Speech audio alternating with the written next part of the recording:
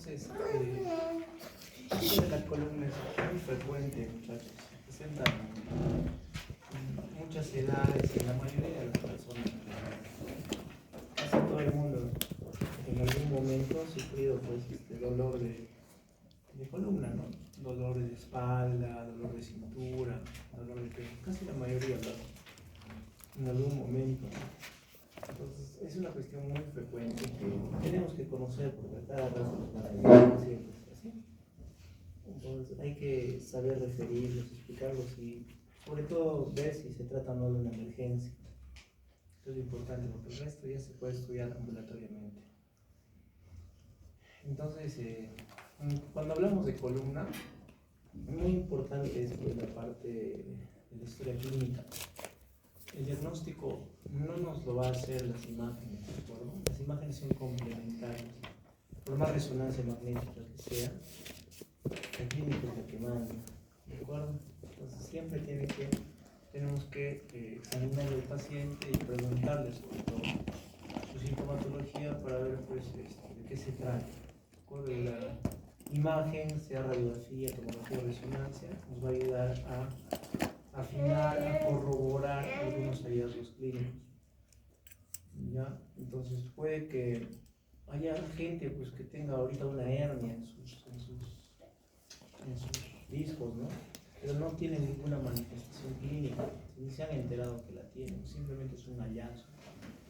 Por lo tanto, no es correcto pues, encontrar diagnósticos en la resonancia, a veces te ponen algunos problemas. Entonces el paciente lee y dice de frente, ¿no? Tengo hernia, dice. Entonces, no es correcto, ¿no? Tal vez no lo tenga, tal vez la tenga, tal vez sea otra cosa como una enfermedad degenerativa, etc. Entonces, así debe ser. Ahora, ¿cómo se trata la columna? A nivel global, pues, se trata o con tratamiento médico o con cirugía. Así de sencillo.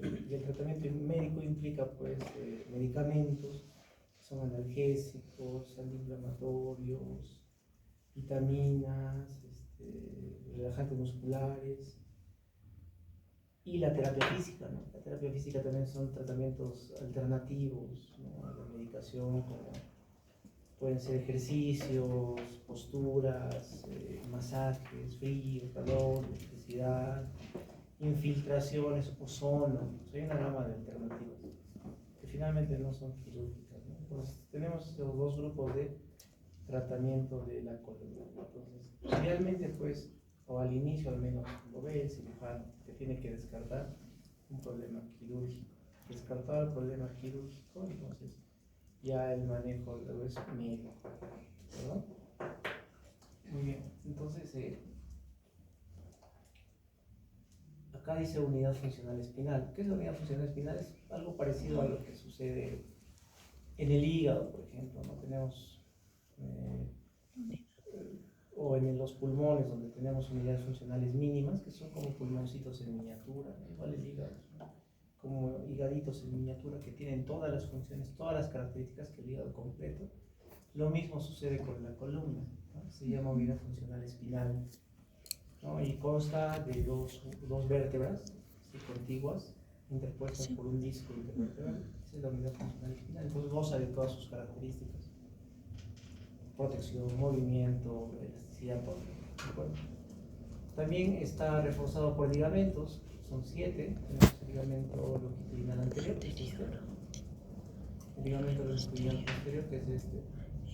Los intertransversos, ¿no? Entre las apófisis transversas hay ligamentos, se llaman ligamentos intertransversos. Tenemos ligamentos capsulares que están alrededor de las cápsulas sinoviales, ¿no? Las articulaciones del genitor. El ligamento amarillo que está aquí atrás, ¿no? El amarillo justo, está tapizando la parte interna de las láminas. Los ligamentos interespinosos que están entre las espinas, ¿no? Entre las apófisis espinosas, ¿no? Como pueden ver. Y el ligamento supraespinoso, que es un cordón que va a reforzar pues, al ligamento interespinoso, que más o menos está por el borde de las apófisis espinosas, ¿no?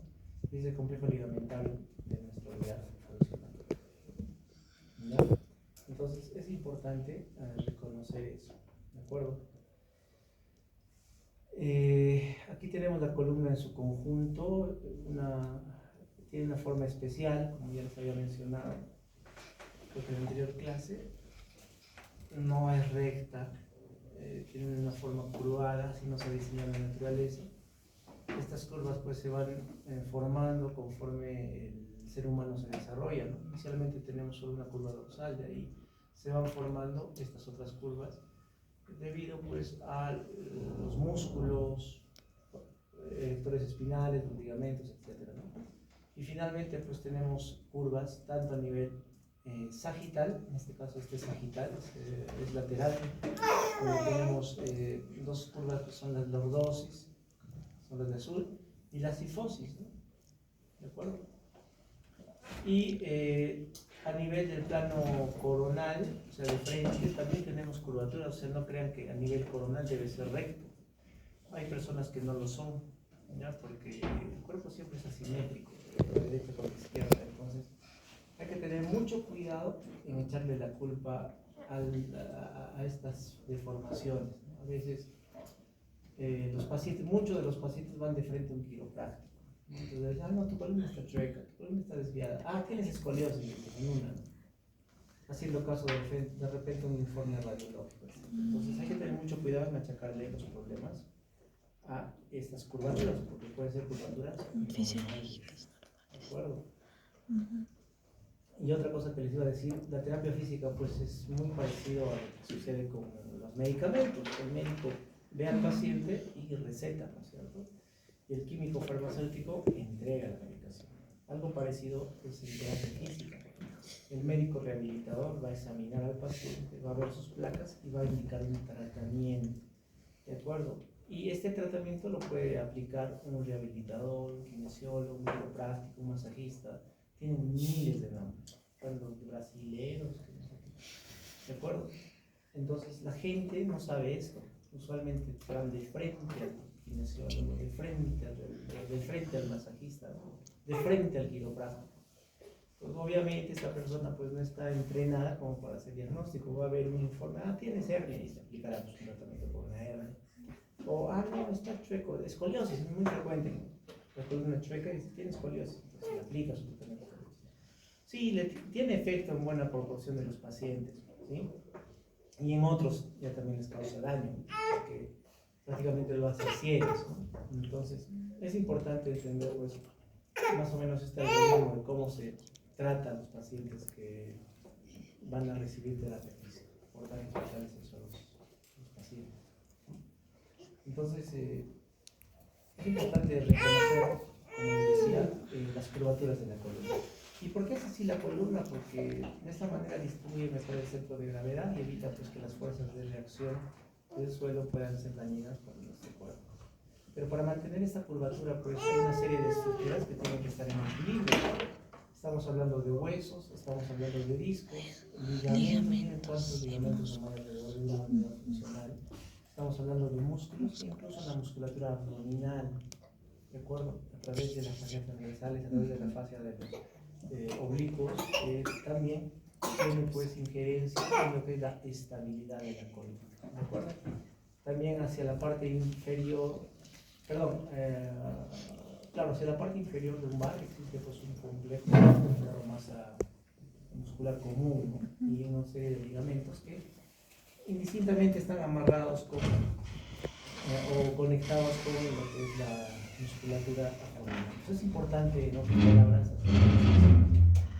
Y el rehabilitador les va a hacer planchas, este tipo de cosas, ¿no? Entonces, miren cuánto detalle tiene que intervenir para que haya un balance, para que haya un equilibrio. Así nos han diseñado, pues.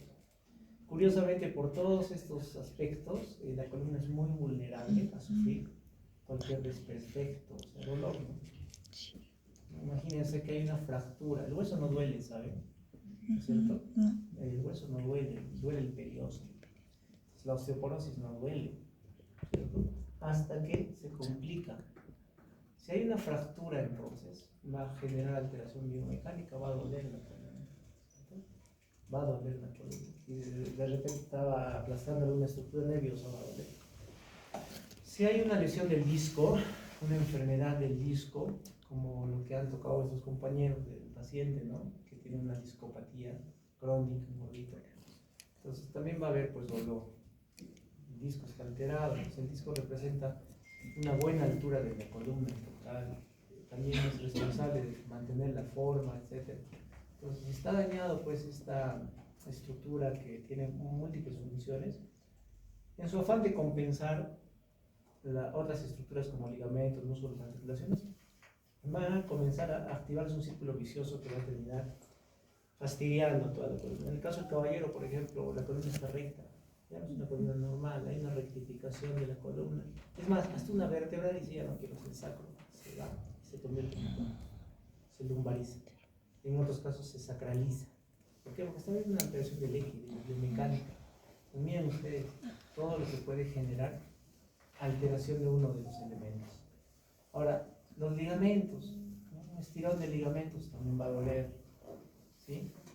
Los músculos paravertebrales, los erectores espinales, se contraen, hay contractura paravertebral, muscular, etc.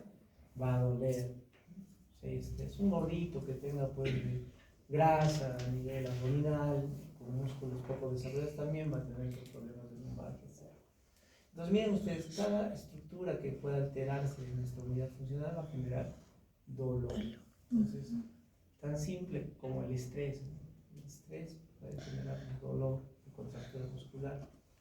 El sobrepeso, los gorditos, por obvias razones, ¿no? Cuando hay mucho peso, pues sufren más los discos, sufren más los huesos, etc. ¿De acuerdo? Si nos vamos al disco, ¿sí? Al disco, que es el tema de hoy. El disco, pues, es avascular en general. Tiene una vascularización muy deficiente, prácticamente los anillos externos no mantienen vascularización en sí, pero de manera global son avasculares, ¿no? Entonces, depende mucho, pues, de una interfaz entre el disco y el hueso que se llama el play, ¿no? Es como una especie de cartílago que va a ser como que límite, que tiene múltiples funciones, por ejemplo, intercambiar nutrientes, intercambiar minerales, etc. Entonces, el disco es así, es vulnerable, ¿de acuerdo? Se puede enfermar rápidamente, es avascular, como les digo, y es como una esponja que absorbe el peso, ¿no? Entonces, el sobrepeso, muchachos, genera pues un tema de, o predispone, mejor dicho, a una discopatía. Es obvio. O sea, la recomendación para una lumbalgia, si el paciente tiene sobrepeso, es que baje de peso. Estamos hablando ya de terapia física, ¿no? Independientemente del tratamiento que pueda ofrecer, ¿sí?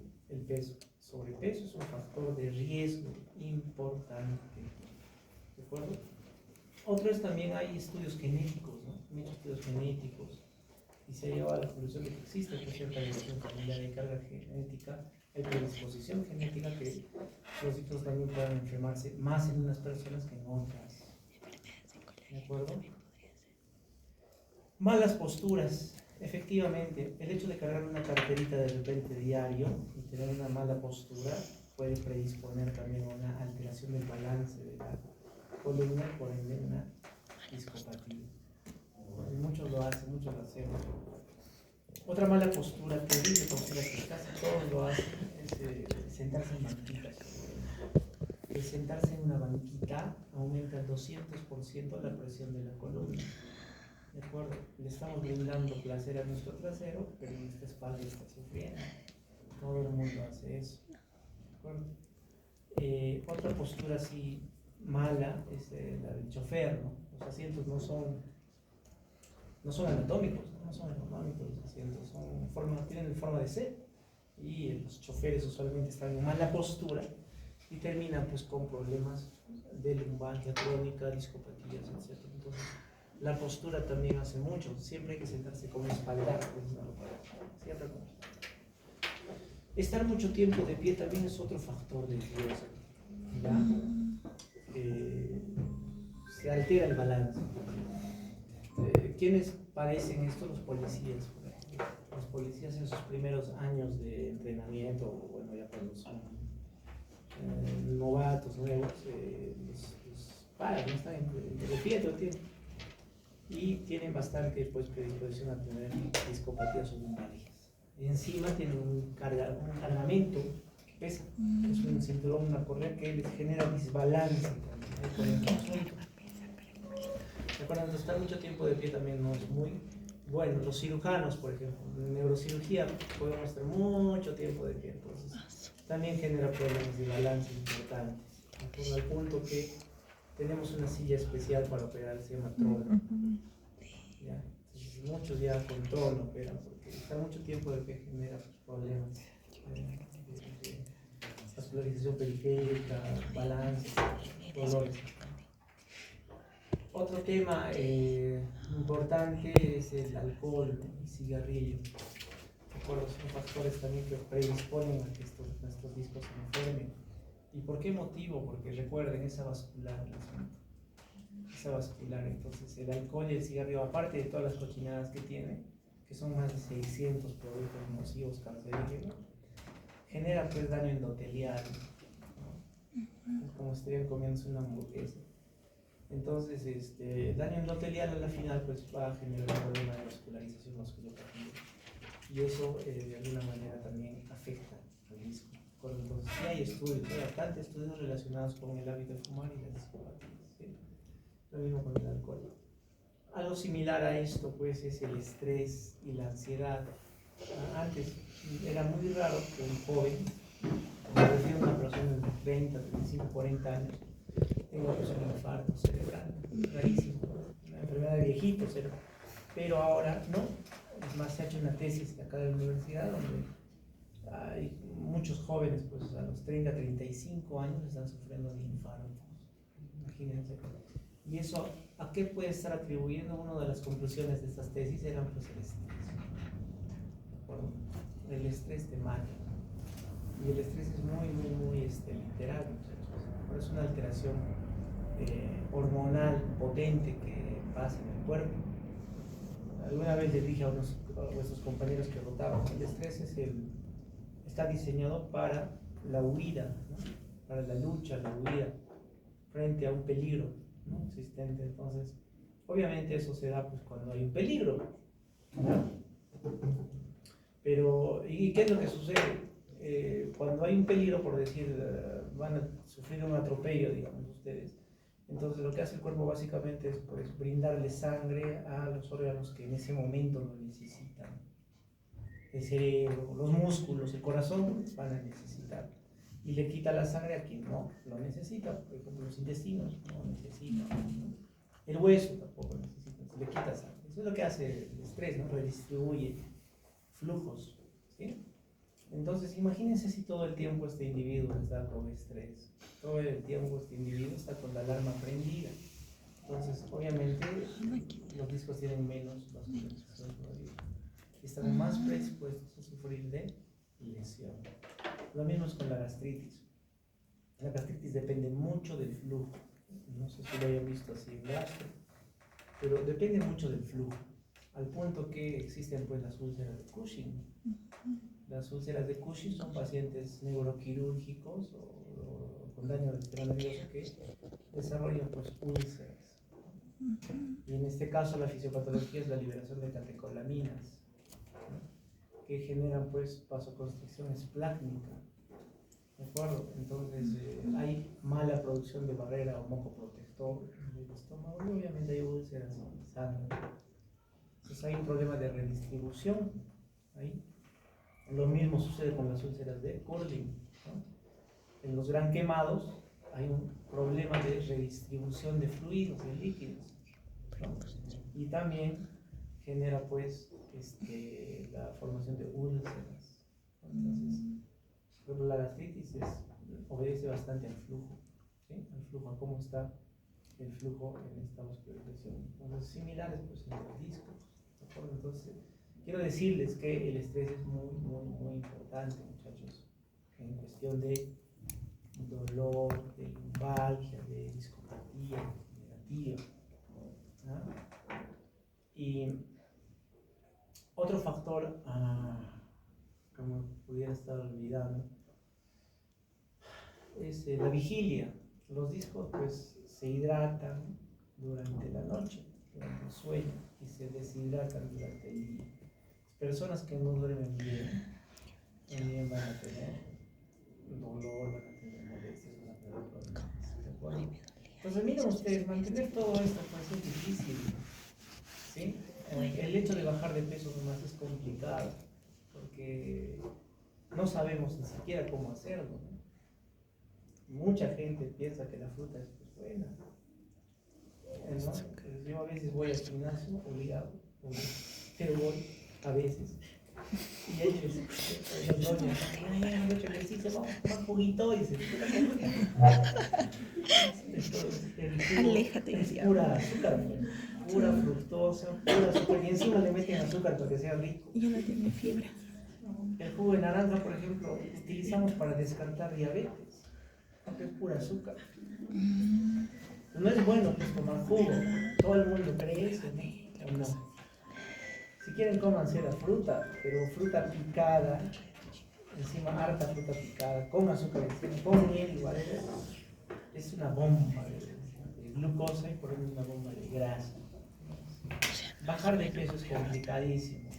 Ahora, últimamente, recién la pirámide de alimentos de Estados Unidos está cambiando. Antes era pues carbohidrato en la base, era creo que proteínas y al final verduras algo así era, ¿no? Ahora está cambiando, carbohidratos está yendo arriba, o sea, poquito carbohidrato, ¿no? Más proteínas, verduras intermedias.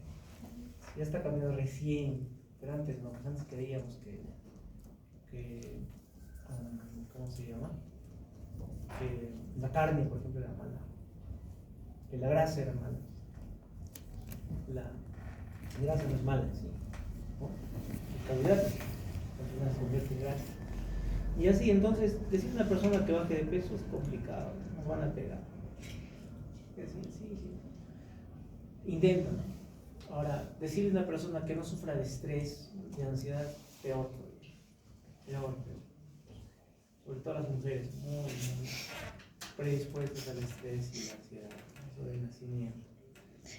Entonces, ¿qué les quiero decir? Estos factores de riesgo, pues, son eso, no son factores, no son mandatorios, ¿sí? Pero sí ayudan, pues, a de repente manejar al paciente. No son determinantes, como les digo. O sea, no sabemos una causa exacta de por qué algunas personas pues, tienen regeneración y otras no. Pero sí son factores, apoyan. Y tanto así que la terapia física debe ir de la mano de estos factores. Y tenemos que hacer lo contrario de todo lo que les he dicho. Si eres gordito, baja de peso. Eres estresado, no te estreses. Tienes malas posturas, corrige tu postura. ¿De acuerdo? Haz actividad, etc. O sea, todo lo contrario de lo que les he dicho. Fumas, no fumas. Eso es lo más difícil. Si la persona lograra controlar factores de riesgo con terapia física, tiene una efectividad muy alta, el 80 y pico % de éxito.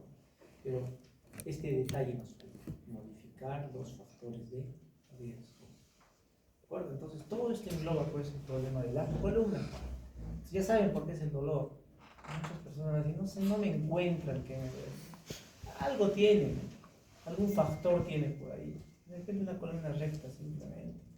Algo hay. Y la literatura también describe un 15 a 20% de personas que no tienen factores de riesgo, pero que tienen dolor. Esos ya están fríos. Porque si tú tienes un gordito y le haces bajar de peso, va a mejorar. Pero esa persona que es delgada, que es supuestamente atlética, que no tiene estrés, pero tiene dolor, ¿qué haces? Un poco complicado, ¿no? Y de repente estás buscando que sea muy, no sé, tenga una personalidad muy ansioso, estresado, pero ella te niega, dice, no. Está descrito en el literatura médica, 15 hasta 20% de pacientes no tienen factores de riesgo, pero tienen. Entonces, es todo un reto diagnosticar columna para nosotros. Hay que estar mirándolo desde el inicio, desde cómo entra, qué hace. A veces le preguntas, ¿no tienes hijos? ¿Cuántos hijos? Y se ponen a llorar de pronto, ¿no? Sí, me van a dar mi esposo, tengo varios hijos, etc. Entonces, ya por ahí vas dándote cuenta de qué trata el asunto para poder ayudar.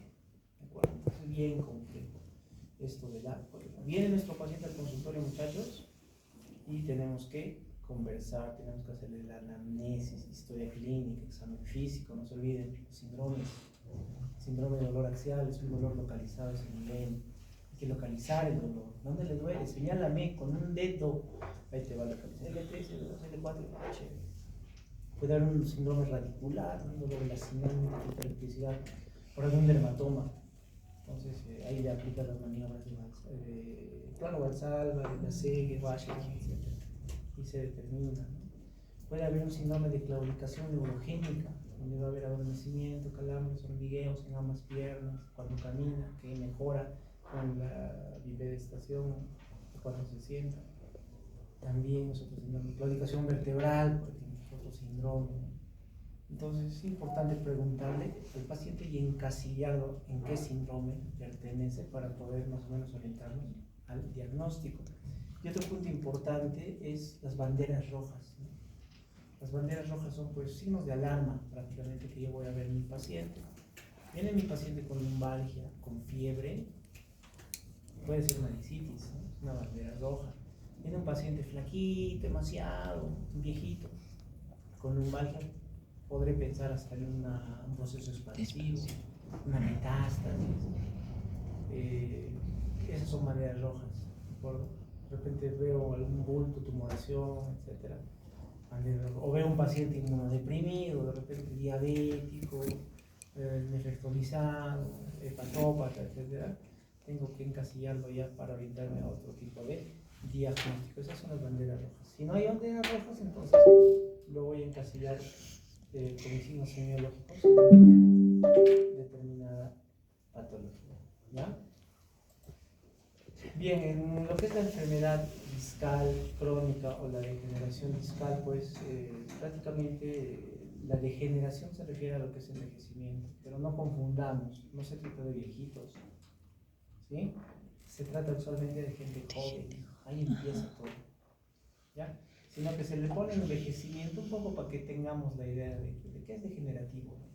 A veces no le puedes explicar al paciente qué cosa es degenerativo. Y la única palabra adecuada que encuentras es como que tu columna envejeciera. Lo más adecuado que puedo explicarles, ¿no?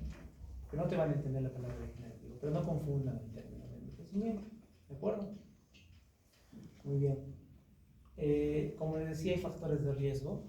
La edad, bueno, es importante la edad porque este es de jóvenes, sobre todo de jóvenes. Ahí empieza todo. Ya cuando eres adulto en edad media o adulto mayor, ya va cambiando el asunto. Incluso ya llega a estabilizarse esta enfermedad, pero lo van a encontrar bastante en jóvenes. Tiene una fuerte carga genética, está asociado al tabaquismo, alcohol, perdón. Mucho esfuerzo. Acá, por ejemplo, hay que cargar siempre los objetos con las piernas, no con la columna. Si nosotros cargamos en 90 grados, estamos cargando con la columna. Si cargamos con las piernas es otra cosa.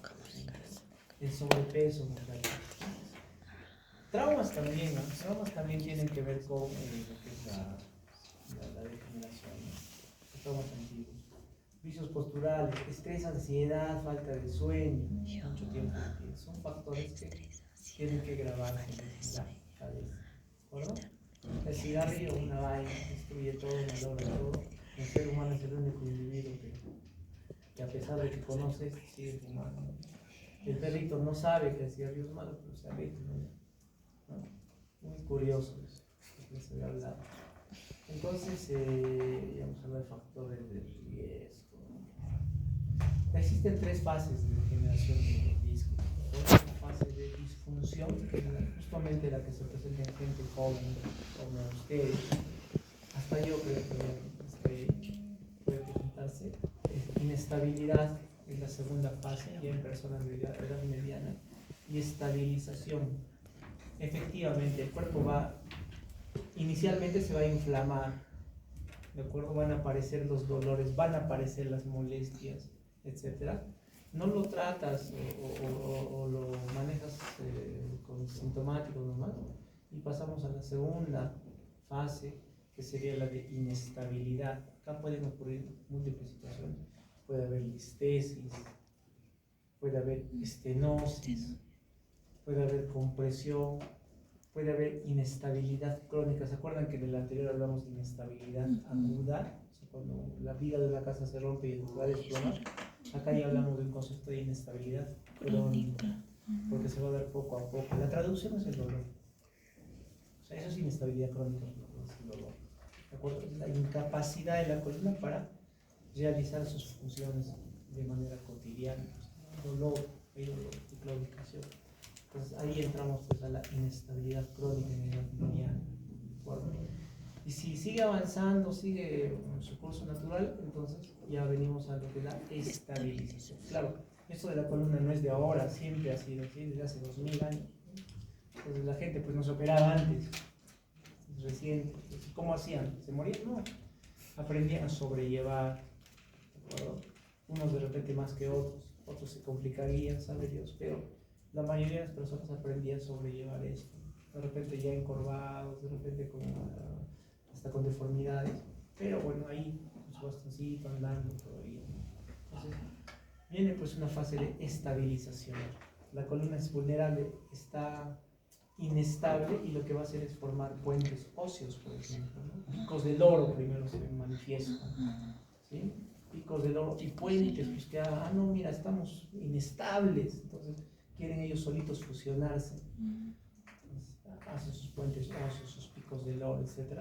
Y finalmente se suele, hay listesis que están así movidas, pues la persona ya no le duele. Entonces uno le pregunta y le dice, ¿qué molestias tienes? Dolor de pierna, pero no te duele la columna, no. No te duele la columna, no. ¿Ves? La imagen es una vaina que está bien desplazada. ¿Cómo no le duele? ¿Qué ha pasado? Está estabilizado. Se habrá formado puentes óseos, se habrá soldado solito, pero ya no le duele porque ya está fusionado, ya se ha operado todo el paciente. ¿De acuerdo?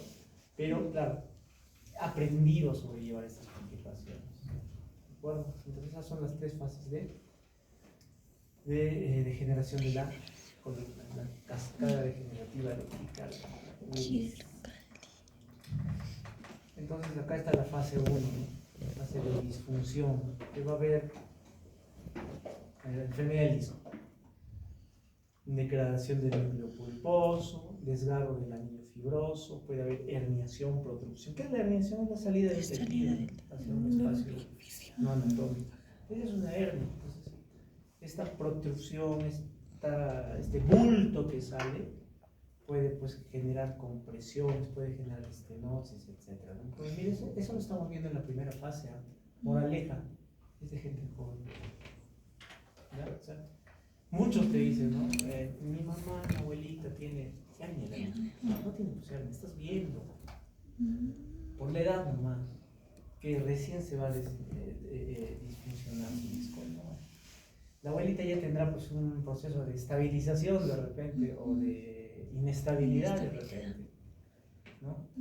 Entonces, repito, no hacerle caso a los informes. Los informes son descriptivos, el radiólogo muy bien describe las imágenes, pero si por ahí se le va la manito y te pone hernia, entonces olvídate, la persona en su mente va a decir que tengo hernia, y no es así, ¿de acuerdo? Entonces, muy importante la edad, repito. ¿De acuerdo? Entonces, hay degeneración del disco, ¿sí? Degeneración del disco, puede haber una hernia en ese tránsito y el cuerpo va a comenzar a tratar de compensar este problema biomecánico del disco y comienza a haber una serie de cambios en nuestro cuerpo, ¿no?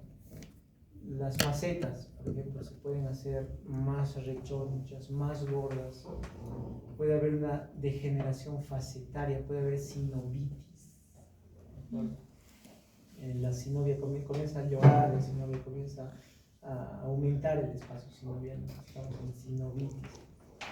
Entonces, en este proceso de disfunción, muchachos, lo que va a haber básicamente es un dolor axial, no olvidarse. O sea, la persona te viene por dolor de cintura. ¿Ya? Claro que si es agudo, por decirlo, me viene una persona como ustedes, digamos, ¿sabe qué? Estaba jugando fútbol y me caí y me duele. Un dolor banal, puede ser muscular, ligamental. He cargado una silla y después de eso tengo dolor de y a veces en 4 vienen doblados, ¿no? Es una lumbalgia, entonces no vas a estar pensando en la degeneración. Para esto recuerden que es crónico, estamos hablando de meses, estamos hablando de años. O sea, le preguntas a la persona, ¿cuándo te la hacen? 3 meses, 4 meses. Que se está planificando el asunto y tiene un dolor axial, un dolor de cintura, de espalda, etc. Entonces ya nos vamos orientando a ese dolor axial. ¿Para qué pasa si en ese interín hay una hernia que me comprima una raíz nerviosa? Si me comprime la raíz nerviosa, la persona vendrá con dolor axial y con una radiculopatía. Si me duele la pierna, ¿no? Entonces hay que localizar qué dermatoma es, como nuestros compañeros han expuesto, ¿no? L5, L4, L1, ¿cuál es? ¿Por qué? Porque yo voy a descomprimir esa raíz. Porque por el golpe, ¿se dan cuenta? Ahí estamos. Entonces sigue avanzando esto y ya también las articulaciones se van a comenzar a malograr. Una degeneración articular.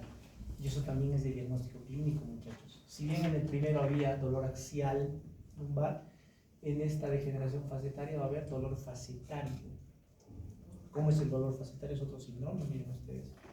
Le dicen a la persona, mira el pecho, o sea, estíralo.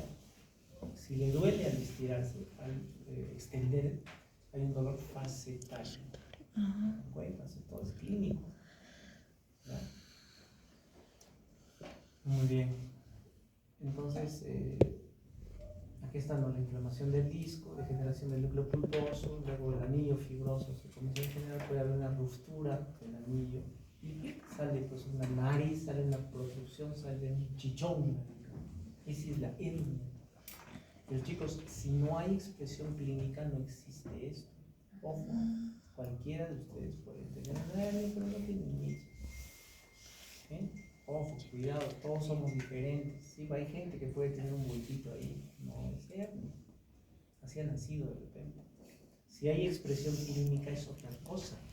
Miren acá la resonancia, este es un corte axial. ¿De acuerdo? Este es un corte axial. Aquí está el disco. Aquí están las articulaciones. Miren, estas articulaciones usualmente se ven más delgaditas. Más delgaditas. Si están gruesas, dicen de más de 1 milímetro, ahí sí no mides.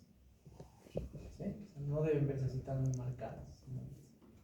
Entonces, acá en el medio tenemos el canal vertebral, ¿sí?, que es un espacio triangular, medio circular, etc. Este canal, en su parte de adelante, debe ser cóncavo, bien espacioso, lleno de líquido, y en el interior están los nervios. Miren ustedes, estos puntitos son los nervios, son las raíces nerviosas que están bajando como cola de caballo. ¿Sí? Ahí vemos, ahí lo notamos, ahí podemos ver cuál está comprimido y cuál no. ¿De acuerdo? En este caso, pues, ya no hay una concavidad hacia adelante, sino que está prácticamente recto, ¿no? Fue invadido incluso. Entonces, las protrupciones discales pueden ser así, como esta parte naranja, es una hernia o protrupción central, ya está en el centro. Hay otra que es un poquito más lateral, ¿no? Puede ser una paramedial. También le pueden llamar el receso lateral. Hay una más alejada que está a nivel de la foramina. ¿Se acuerdan de la foramina? El agujero de conjunción. Justo a la emergencia del nervio. ¿Se acuerdan? Esa es la foramina. Son hernias foraminales. Y acá más afuera están las extraforaminales. Entonces, todas estas tienen una expresión clínica diferente. Porque existe una disposición de las raíces nerviosas a nivel lumbar. ¿De acuerdo? Eso lo vamos a ver ahorita en un momento. ¿Ya? Entonces, digamos, si este es el nivel L5, muchachos, esta raíz nerviosa no es L5, porque mi raíz nerviosa L5 ya va a estar saliendo. Esta sería la de abajo, la S1. De ahí la que está al medio estaría S2. Más al medio estaría S1.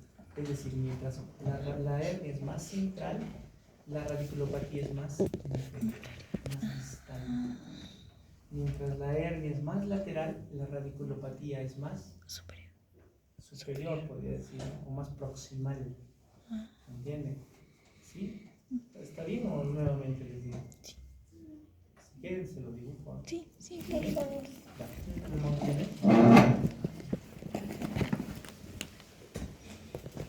Estamos hablando de lumbar, ¿no? ¿Cierto? Lumbar. Es frecuente. Acá tengo un L5.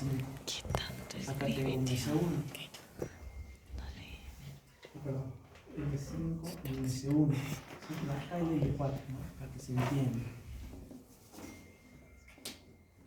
Por acá salen las raíces nerviosas. ¿Sí? Ya, entonces, ¿qué raíz es esta? Esta es la raíz L5. Esta es la raíz L4. Es decir, por la forámina que existe entre la vértebra L5 y S1 sale la raíz L5. Eso por anatomía lo sabemos. Entre la forámina que existe entre L4 y L5 sale la raíz L4. Bueno, si nosotros vemos el gráfico, nuestra vértebra más o menos es así. Así es nuestra vértebra. Este sería nuestro canal. ¿De acuerdo? Muy bien. Entonces, la disposición natural de los nervios es, mientras más al centro están, mejor que esto. Mientras más al centro están, sus fibras son más distales. ¿De acuerdo? Y mientras más lateral están, sus fibras son más proximales. ¿Ya? ¿Se entiende, no es cierto? Claro, este es un hueso, está mal dibujado. Lo voy a dibujar como si fuera parte blanda. Es así, ¿no? Así está más o menos, ¿cierto? Más o menos así. Acá la articulación. Así está. Algo así. Ya. ¿Se entiende, no es cierto? Quiere decir que si yo tengo una hernia central, me va a comprimir raíces más discales. Si yo tengo una hernia central entre L5 y S1, ¿qué raíces va a agarrar? Las más distales. Agarrará S2, S3, ¿de acuerdo? Hasta S1 puede agarrar. Si yo tengo un receso lateral paracentral, agarrará más S1. ¿De acuerdo? Y si yo tengo una a nivel de la forámina, o sea, justo donde está saliendo el nervio, justo donde está saliendo el nervio, hay un L5. ¿Se entiende? Por eso es importante la disposición de la hernia, ver si es central, paracentral, foraminal, depende mucho. Y esto tiene que estar correlacionado con el examen clínico. Hay personas, muchachos, que vienen con una radiculopatía S1 clara, pero su hernia es foraminal. ¿Cómo explicas eso? Si acá es el problema y la raíz que le duele está acá adentro. Eso se llama una disociación clínico-radiológica. Recomendación no tocar al paciente. Yo no lo toco, que me diga. Claro, porque puede.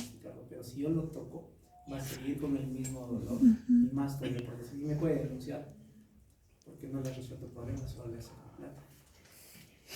¿De acuerdo? Entonces, el informe radiológico un poquito que está relegado, más en la clínica del paciente. Tengo que localizar bien dónde le duele. En la pierna, recuerden, es L4, L5, S1. Es decir, ¿dónde te duele? Si yo tengo una hernia a nivel de la forámina, acá está la forámina, buscaré la raíz L5. Se preguntaré dónde le duele, me tendrá que decir acá, lateral, el tobillo lateral. Si me dice adentro, un L4, o sea, encima todavía, olvídense. O le vuelve a decir una resonancia, no sé, de repente la que tenía es muy antigua. Pero no lo tocas, no deberíamos tocar. Tiene que haber una correlación clínico-radiológica. ¿De acuerdo? Eso es importante, entonces, ver por dónde están saliendo las raíces. Ya, en cuanto a las hernias, este es el disco, ¿no? Este es el disco. Y el bulto puede salir así. A esto se le llama protrusión. Yo en el examen les puedo poner protrusión. ¿Por qué? Porque así van a encontrar los informes radiológicos en la mayoría de los casos. Esto es uno, van a ver protrusión a nivel de L5, les va a decir. ¿Ya? Eso significa protrusión. Ya si es avisado le va a poner hernia, no es correcto. Protrusión. ¿Qué es una protrusión entonces? Salida. La protrusión es cuando este bulto tiene una base más ancha que la cúspide. Eso es una protrusión, es como un cerro. ¿Ven? En cambio también hay otra que es la extrusión. ¿De acuerdo? Pueden encontrar en el informe extrusión de disco L5, extrusión de disco L4, etc. Significa eso. Entonces, ¿cuál es la definición? La base es más angosta que la cúspide. En el bebé es protrusión, Extrusión. extrusión. ¿De acuerdo? También hay otro término, se podría decir, si hablamos de un corte sagital, ¿no? Digamos, un corte sagital o de perfil, de mi corte sagital o de perfil, de acuerdo que es sacro, etc. Y aquí está el canal, y aquí está el bultito, ¿ya? Aquí está mi bultito. Este bultito se puede ir para arriba o para abajo, ¿sí? Esa es una hernia migrada, ¿de acuerdo? De migración hacia arriba o migración hacia abajo. Salud, ¿de acuerdo? Y también se puede dar fragmento desprendido, ¿de acuerdo? Realmente estos bultos, muchachos, son autolimitados. Sí, solitos se curan, ¿ya? Durante semanas. ¿Por qué se operan entonces? Porque durante el proceso de autolimitación pueden presentar raíces nerviosas y generar lo que se llama pie caído. ¿Ya? Propizia. Pie equino, pie caído. Y obviamente el nervio, que es muy vulnerable, de difícil recuperación, pero también se queda así, ¿no? Para evitar eso, se tiene que, uno de los criterios de cirugía es cuando está de compresión nerviosa, lo que les decía el caso clínico. Si está como monoparesia, ya es indicativo de cirugía, ya no terapia física. Va a haber un pie caído. El hernia se va a autolimitar. Imagínense que es una extrusión nomás y de pronto va a pasar eso, pero en el proceso pues puede generar lesión nerviosa. Otro punto es que el dolor de compresión de una raíz es lacinante. Entonces muchas veces afecta la calidad de vida del paciente. Ese también es otro criterio de cirugía. ¿De acuerdo? Calidad de vida, el dolor intratable. A pesar de la terapia física, si persiste entre 6 semanas, 8 semanas, también es otro indicativo quirúrgico. Pero a grosso modo es pues autolimitado. ¿De acuerdo? En caso de hacer, estamos viendo cómo componen las raíces nerviosas. ¿Ya? Entonces, clínica. Mira acá, protrusión, extrusión. ¿De acuerdo? Bien. Entonces, un poquito de semiología de repente, ¿no? Una hernia entre C4 y C5 involucra la raíz C5. ¿De acuerdo? No se confundan. Hay cosas que pueden confundir, muchachos. Y toma mucho tiempo en aprender. A mí también me he confundido bastante. Solamente por eso les estoy advirtiendo, les estoy explicando. Pues alguien debería decir, no, pues entre C4 y C5 está la raíz C4. ¿No es cierto? Ahí va tu cerebro, va a entrar en conflicto. Es un poco distinto en el cuello. Yo he hablado de lumbar. En el cuello es un poco diferente porque el canal es más estrecho, es más ajustado al medio. Ahí no funciona mucho eso de que sea central para central frontal. ¿De acuerdo? En este caso, sáquenle un poco de su mente. ¿Ya? Ahí funciona un poco diferente. Bien, entonces una hernia entre C4 y C5, el cuello estoy hablando, involucra la raíz C5. Entonces puede haber problemas motores a nivel de deltoides, a nivel del bíceps. En cuestión de sensibilidad, básicamente la parte lateral del brazo, la manera de diagnosticarlo clínicamente, hay que preguntarle dónde te duele. Si hay compresión, si hay una hernia entre C5 y C6, la raíz involucrada puede ser C6, ¿de acuerdo? En nuestro cerebro hay que decirlo un ratito. Así es, no confundir eso. ¿De acuerdo? Entonces, a nivel motor puede estar afectado el bíceps y los extensores, sobre todo los extensores, ¿no?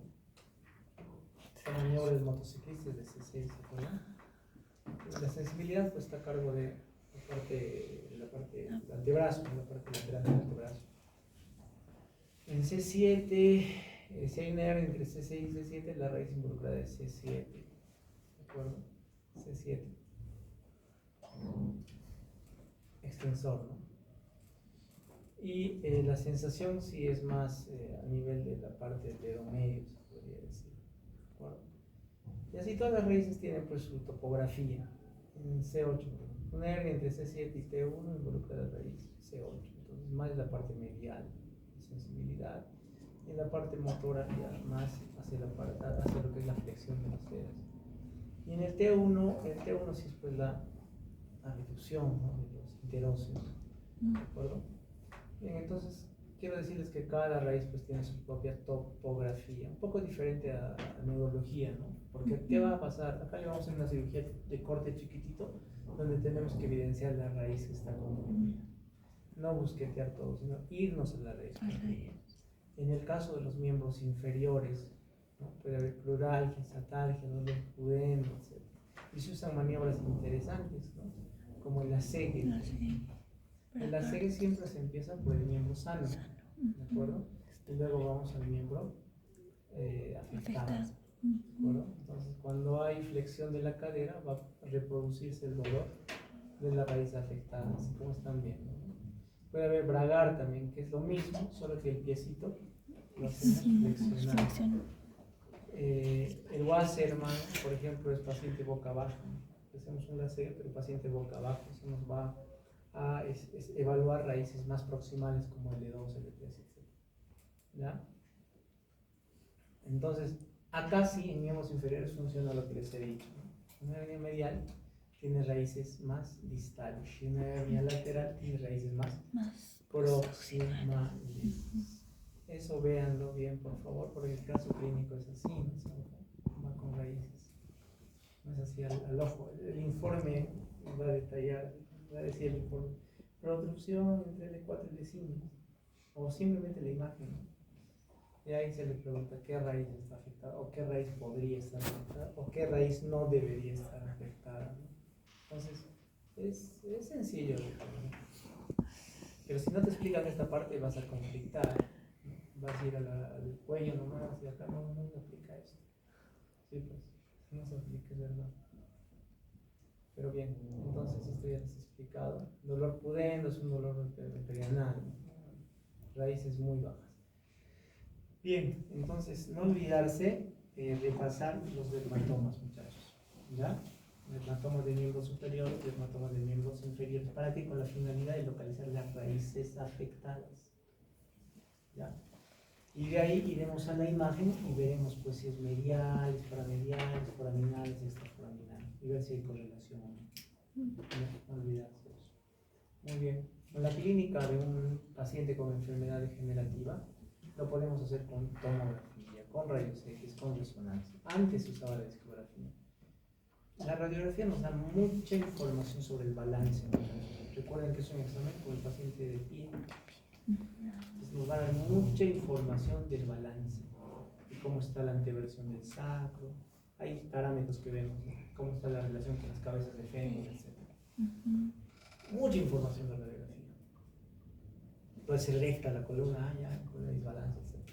La tomografía ve huesos, ¿no? Pueden haber qué cosas, osteofitos, pueden haber estenosis también por articulaciones rechonchas, tengas que comer la articulación, etc. Sí nos da información.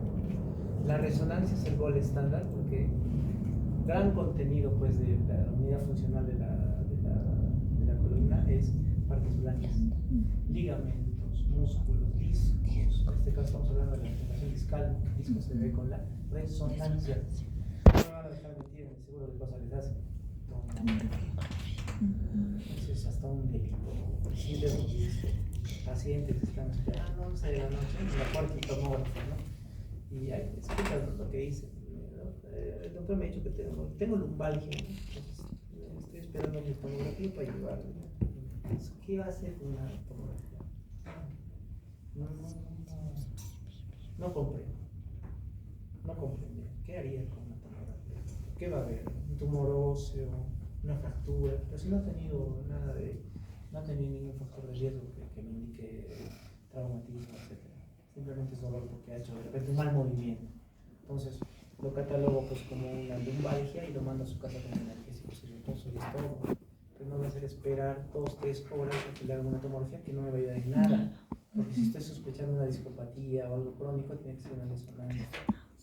Pero no tienen resonancia, no quieren tener resonancia porque la tercerización es plata. ¿De acuerdo? Entonces, así es. Les hacen tomografía, no me van a dejar mentir. Y con tomografía, todavía nuestros radiólogos bien usados le ponen, ¿no? Discopatía. Y con tomografía le están dando terapia física. Pero es una visión muy indirecta de lo que está sucediendo. ¿De acuerdo? La discopatía tiene cambios de generación, cambios móviles. El médico no lo va a saber en la tomografía. El médico lo va a saber vos, si de manera indirecta. Igual está la normalidad, ¿verdad? Vamos a ver el T2. Aquí está la resonancia. Miren ustedes, huesos, vértebras, y entre ellos están los discos intervertebrales, que son pues elementos bien hidratados y de buena altura. Les he dicho que vean en T2. Hay variantes, pero en este caso pues está bien la regla. El T2, lo que es agua, es blanco. Entonces, el disco esté blanco significa que está hidratado. ¿Sí? Entonces, un buen disco debe ser pues así, buena altura, blanco, bien hidratado. Miren cómo está. Deshidratado. ¿Han visto el caso que han presentado los compañeros? Su disquito estaba así. Yo no le voy a decir hernia.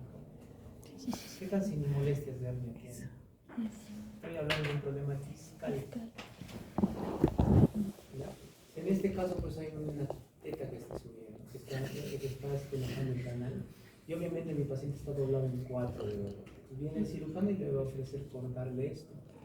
El alivio va a ser inmediato. Lo operamos al paciente, le cortamos la hernia y el alivio inmediato. Al día siguiente se va a su casa. Pero su problema de disco sigue. Va a seguir y va a aumentar todavía de repente por el corte, porque lo hayan estabilizado. Si uno no le explica eso al paciente, va a decir, me han operado mal. Y al cabo de cierto tiempo puede regresar la hernia. Es muy diferente hablar de una hernia como tal a una discopatía. Porque si es discopatía y mi disco está enfermo, yo le saco la hernia y le voy a decir, señor, tiene que ir a terapia física. Obligado tiene que ir a terapia física. Así que le saco su hernia, sí, ya está sin molestia, pero tiene que ir a terapia física para estabilizar el cuadro, que no vuelva esto. Y si vuelve, tienen que decirle, ¿no? Hay probabilidad de que pueda necesitar más cosas. De esa manera cambian, ¿cierto? Esta información. Entonces miren ustedes las vértebras y los discos. Un buen disco, como les digo, debe ser así, de buena altura, bien hidratado. Pero miren, este disco está negro, está duro, está corchoso. Es un disco enfermo. Es una discopatía ya que tiene mucho tiempo de evolución y que ahora se está complicando. Ya ha salido una nariz acá, fíjense, un bulto. Esta es una protusión, no es una extrusión. Una extrusión. Acá parece protusión, pero su cuellito es más angosto, ¿no es cierto? Ah, no, es de otra imagen. Esta es una extrusión, este es otro paciente. Sí, igual, es saludable, ya que este disco está enfermo, ya que está saliendo una protrusión que está estenosando el canal. Si uno lo ve en el corte axial, miren ustedes, este es right y este es left, ¿no es cierto? Derecho, izquierdo. Pasa que, digamos, a este paciente le duele el lado derecho, pero su imagen es izquierda, no lo toco. No lo toco, que me moleste, que me grite, que me insulte. Prefiero eso a que sea una piedra en el zapato toda la vida. Recuerdo, hay una disociación clínico. Pasa bastante. ¿De acuerdo? Entonces tiene que haber correlación. Miren ustedes esta bolita, ¿qué cosa creen que es? Vamos a aplicar lo que hemos hecho un poco en la pizarra. ¿Sí? Hueso L5, S1, ¿qué disco es? L5. ¿Qué raíz sale por la foramina? L5. L5. ¿De acuerdo? Mi hernia es hernia de receso lateral izquierdo. Miren cómo empuja la raíz. ¿Qué raíz sería esta? Está casi a la foramina. Afuera. No está en la foramina. Si estuviera en la foramina está acá. En teoría la raíz de la foramina está acá. L5. Porque está saliendo. Y esa raíz sería L5. L5. Pero no la veo, está acá en teoría. ¿Cuál sería la siguiente? S1. S1 sería. Y más adentro, ¿cuál sería este? Por ejemplo? S2. S2. Más adentro, ¿cuál sería? S3. Este individuo puede tener un S2, puede tener un S1, S3. sí, L5 no debería tener. Quizás si está lateralizándose mucho, hay por ahí. Pero más sería un S1. Yo tengo que buscar S1 para descomprimir. Acá también el S1 aplastado. A eso se refiere. ¿Sí? Y es izquierdo. Y tiene que ser así su examen clínico. ¿De acuerdo? Tratamiento. No sabemos por qué las discopatías pues, se dan en unas personas y en otras no. No sabemos por qué existen. Los de riesgo ya les he explicado. ¿Sí? El tratamiento siempre a nivel mundial y global es la terapia física, muchachos. Nadie les va a reemplazar otra columna. ¿Sí? Es la terapia física acompañada de la reversión de los factores de riesgo. Eso lo hace un médico rehabilitador, no el cirujano. ¿De acuerdo? La cirugía viene en el sentido de las complicaciones. ¿Me entienden? Una hernia. Y si nos vamos al tratamiento quirúrgico de la hernia en sí, las indicaciones son, miren ustedes, dolor insoportable. Y el adulto viene llorando, doblado en 4, ¿sí? Más de 8 semanas de tratamiento sin mejora, ¿sí? Calidad de vida afectada. Por eso es un chofer y no puede conducir, afectando la calidad de vida. Déficit neurológico. Hay parecia, no olvides, es quirúrgico. ¿Sí? ¿De acuerdo? Muy bien. Entonces, en ese caso, pues operamos una hernia. Puede que les ponga lo siguiente, les pongo esta imagen, ¿sí? Maldadoso. No. Cualquiera va a ver esta nariz gigante. Al toque, cirugía. Y en el contenido como paciente, No presenta síntomas. Y tantos años estudiante de medicina, con dolor axial moderado, ¿ya? Y dolor radicular, EVA 3 sobre 5, sobre 10. Conducta. No, pero conserva. Tratamiento médico. Terapia física. Si no les decía eso, tontos pondrían cirugía. No. Porque quizás el canal de este individuo es anchísimo. Ancho. Y le permite pues tener esta complacencia. ¿De acuerdo? Quizás su canal es muy angosto y un tic nomás le va a generar gran clínica. La clínica importa bastante. ¿De acuerdo? El procedimiento que se hace se llama cirugía de Love, que es esta. Love, el doctor Love de amor hizo la cirugía. Es una microdisectomía. El espacio que se trabaja chiquitito. ¿Qué cosa hacemos? La miotomía y buscamos la raíz. Buscamos la raíz que está ahí comprimida y retiramos el bulto. Por eso es importante localizar la raíz clínicamente. ¿Ya? El alivio es inmediato. Al día siguiente el paciente está muy bien, pero jamás de los jamás es contraindicado a nivel de evidencia 1, es hacerle la ceguera. Yo les voy a contar eso también. Viene el interno y le hace la ceguera. Me va a revisarle. No. Imagínense, al día siguiente, le levanta, le duele. Has manipulado la raíz y le hace la ceguera, eso no está permitido. Hacer eso no se le debe hacer la ceguera al paciente recién operado. Porque incluso nosotros en el intraoperatorio le ponemos dexametasona a la raíz para desinflamar esa raíz toqueteada. O sea, ¿De acuerdo? Entonces, contraindicado hacer la ceguera al día siguiente de la descompresión. Una hernia.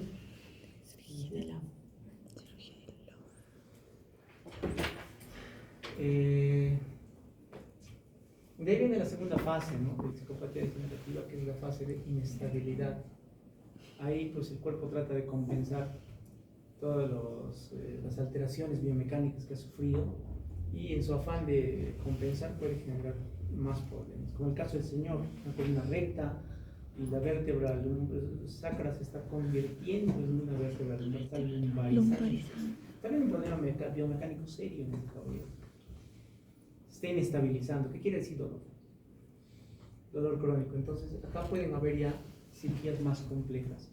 Si hay una listesis, por ejemplo, miren, acá hay una listesis, ¿eh? Entonces ahí ya tenemos que poner clavos, tenemos que reemplazar el disco, poner una caja, etc. O sea, puede existir todas esas cosas. ¿De acuerdo? Bien. Y la sintomatología, pues en esta fase es variada, ¿no? La listesis, por ejemplo, va a tener un dolor axial, netamente axial.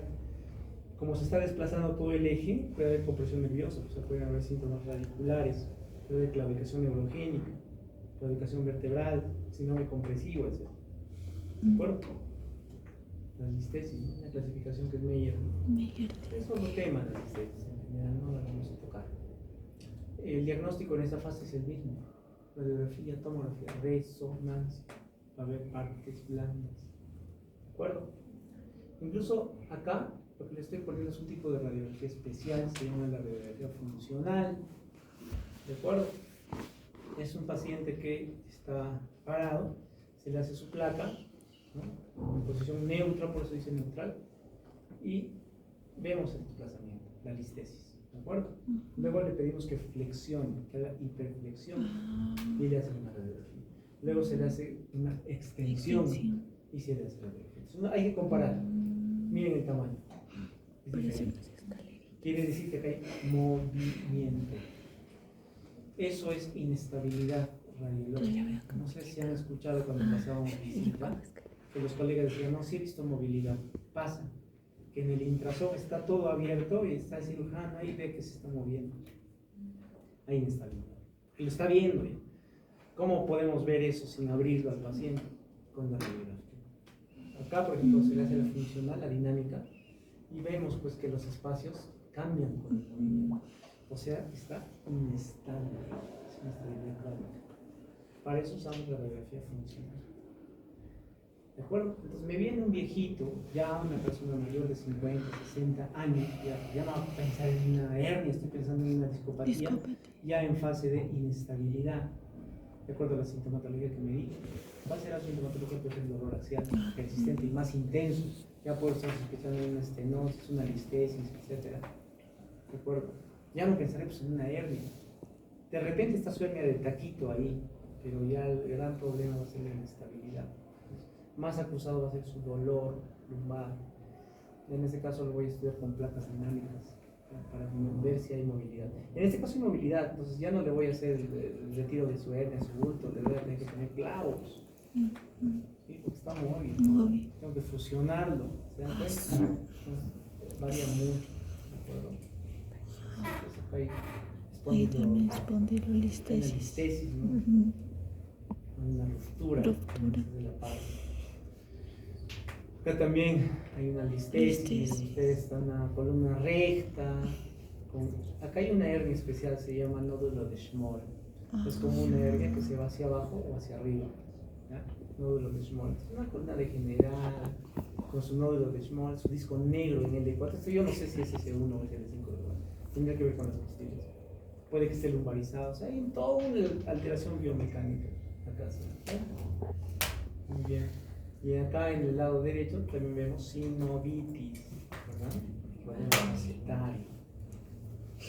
Entonces, en esta fase el tratamiento ya es variable. Si bien es terapia física, si el paciente lo soporta, si el dolor es leve a moderado, podemos hacer terapia física. Pero si ya afecta su calidad de vida, si ya vemos que hay inestabilidad, o sea, dolor crónico, intratable y con movilidad radiológica, podemos ya pensar en una cirugía más agresiva de instrumentación. No sería fijación con clavos y colocación de un reemplazo de disco. Más ¿sí? Ahí está. Clavos, tornillos. Ahí están los clavos. Y acá, bueno, no se ve, pero imagino que le han puesto una caja acá, ¿no? Un reemplazo de disco. Aquí está la caja, acá se ve la caja. Miren, listesis. ¿Sí? Listesis, disco casi colapsado, enfermo. Han comido todo el disco y le han puesto un reemplazo, un disco artificial con clavos arriba, clavos abajo. Y la columna pues está rectificada, está nuevamente con una buena lordosis. Finalmente la última fase es la de estabilización. Ahí, como les digo, ya deja de doler, porque se va a estabilizar, se va a fusionar, pero en ese interín puede generar pequeñas cosas, compresiones, estenosis, ¿sí? Que igual va a tener que operarse, dependiendo de la sintomatología del individuo. ¿De acuerdo?